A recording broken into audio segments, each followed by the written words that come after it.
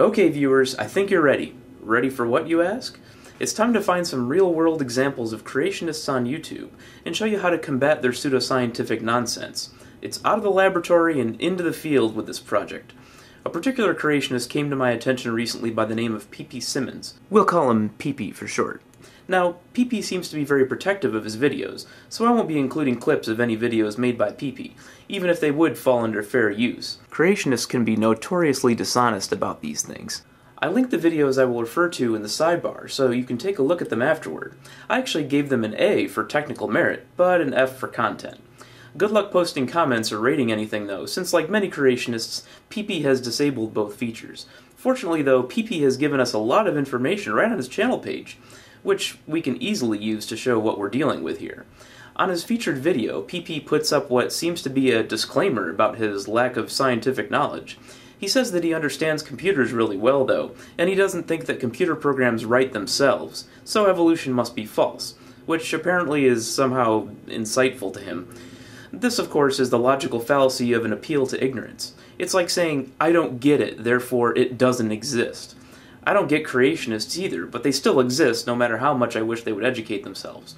What would your reaction be if you asked someone for advice on which car to buy, and they told you, I don't know much about cars, but I do know they're evil?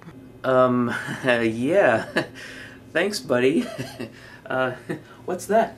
Yes, with logical fallacies like this and over 4,000 subscribers, PP is really big and he wants to show you how it's done. To illustrate just how much of a critical thinker PP is, he's posted a series of videos about numerology, and how if you take the number in the Hebrew alphabet that corresponds to the pictogram, you can find out what the name really means, and thus what you are like as a person or entity. It's basically like Mad Libs, but with numbers. To demonstrate, I'm going to calculate what PPSimmons means in pictograms. Let's see, PPSimmons, let's see, it's 2012, minus 666 plus 777, carry the 5, wow, that's really interesting. You know, that would actually translate into policeman, cowboy, Indian, and construction worker. Wow, I thought they warned against that kind of thing in Leviticus.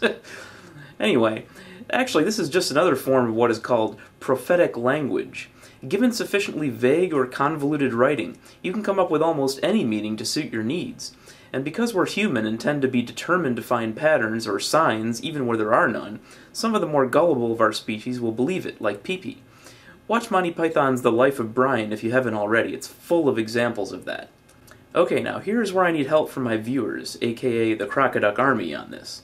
Many of you have asked me in PMs and in my blog TV room how they can get involved in debunking pseudoscience, because like me, they believe it's a fight worth fighting. Well, here's your chance to start making an impact. If you're interested, find some of your own creationists and make a video showing the logical fallacies in their arguments. I'll acknowledge all responses as well as give a big shout out to my favorite response in my next video. Make sure you hit the substance of the arguments too, and not just the obvious humor to these last bastions of the Dark Ages. You can do one on PPSimmons, or you can find your own PP to play with. Have fun!